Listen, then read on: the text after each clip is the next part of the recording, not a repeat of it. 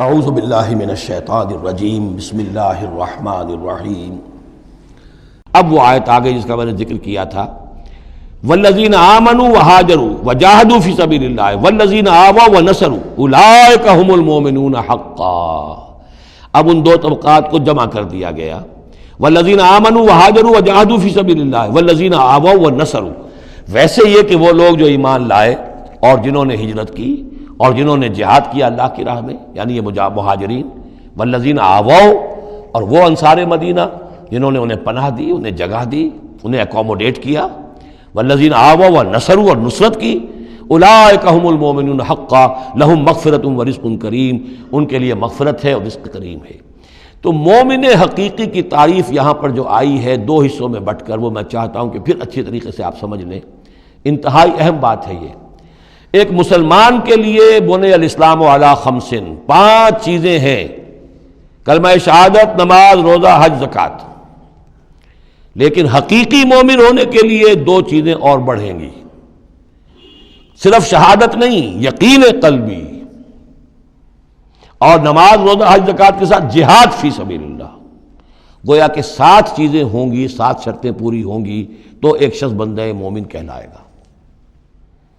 یہ تعریف ہے کہ جو سورہ الحجرات کی آیت نمبر 14-15 میں آئی۔ وہاں پہلے فرمایا قالت الاعراب آمنا قل لم تؤمنوا ولکن قولوا اسلمنا ولما يدخل الايمان في قلوبكم۔ یہ بدو کہہ رہے ہیں ہم ایمان لے آئے، اے نبی ان سے کہہ دیجئے تم ایمان نہیں لائے ہو، بلکہ یوں کہو کہ ہم مسلمان ہو گئے، ہم نے اطاعت قبول کر لی ہے، ابھی تک ایمان تمہارے دلوں میں داخل نہیں ہوا۔ اب اگلی آیت میں پھر اسی سیاق کے اندر اگلی آیت میں مومن کون ہے؟ انما المؤمنون الذین آمنوا باللہ ورسولہ ثم لم یرتابوا۔ مومن تو وہ ہیں جو ایمان لائیں اللہ پر، اس کے رسول پر، پھر شک نہ باقی رہے، یقین بن جائے۔ اور دوسرے وجاہدوا باموالہم وانفسہم فی سبیل اللہ، اور وہ جہاد کریں اللہ کی راہ میں اپنی جانوں اور مالوں کے ساتھ۔ اولئک ھم الصادقون، صرف وہ سچے ہیں۔ اس کو میں نے پرکار سے تشبیہ دی تھی۔ اب اگر وہ دل میں یقین ہے تو اس کی کیا کیفیات پیدا ہو جائیں گی؟ دلی یقین کی کیفیات وہ شروع میں آ گئی ہیں۔ انما المؤمنون الذین اذا ذکر اللہ وجلت قلوبہم۔ اہل ایمان تو وہ ہیں حقیقت میں کہ جب اللہ کی یاد کرتے ہیں، اللہ کا ذکر ہوتا ہے، ان کے دل لرز اٹھتے ہیں۔ وَإِذَا تُلِيَتْ عَلَيْهِمْ آیَاتُهُ زَادَتْهُمْ ایمانا۔ جب ان کو اللہ کی آیات پڑھ کر سنائی جاتی ہیں، ان کے ایمان میں اضافہ ہوتا ہے۔ وَعَلَىٰ رَبِّهِمْ يَتَوَكَّلُونَ، ان کا توکل، ان کا بھروسہ کل کا کل اللہ کی ذات پر ہے۔ الذین یقیمون الصلاۃ ومما رزقناہم ينفقون، اور وہ لوگ جو نماز قائم کرتے ہیں اور انفاق کرتے ہیں اللہ کی راہ میں اس میں سے جو ہم نے دیا۔ اولئک ھم المؤمنون حقا، یہ ہے سچے مومن، پکے مومن۔ لیکن یہ مومن کی شخصیت کی تصویر کا ایک رخ ہے۔ بدقسمتی سے ہمارے ہاں یہ 2 رخ علیحدہ ہو گئے ہیں۔ معاملہ یہ ہے کہ یہ ہے ایک ورق، اس ورق کا ایک صفحہ یہ ہے، ایک صفحہ یہ ہے، یہ انسیپریبل ہے، صفحات کو جدا نہیں کر سکتے آپ۔ ورق ایک ہے، اس کا ایک رخ یہ ہے صفحہ، ایک رخ یہ ہے صفحہ۔ مومن کی شخصیت کا ایک صفحہ، اس کی تصویر کا ایک رخ یہ ہے، دل میں یقین ہے، اللہ کی یاد کرتا ہے، دل لرزتا ہے، آیات قرآنی پڑھتا ہے یا سنتا ہے، دل میں ایمان بڑھتا ہے، ہر معاملے میں توکل، اس کا بھروسہ اللہ کی ذات پر ہے، نماز قائم کیے ہوئے ہے، زکوٰۃ ادا کرتا ہے، اللہ کی راہ میں خرچ کرتا ہے۔ یہ شخصیت کا ایک رخ ہو گیا، اولئک ھم المؤمنون حقا۔ لیکن یہ ایک رخ ہے، اور دوسرا رخ کیا ہے؟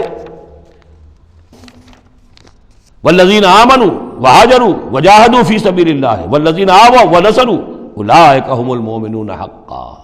اور وہ لوگ جو ایمان لائے، جنہوں نے ہجرت کی، جنہوں نے جہاد کیا اللہ کی راہ میں، اور وہ لوگ جنہوں نے انہیں جگہ دی، پناہ دی اور ان کی مدد کی، یہ ہے مومن سچے۔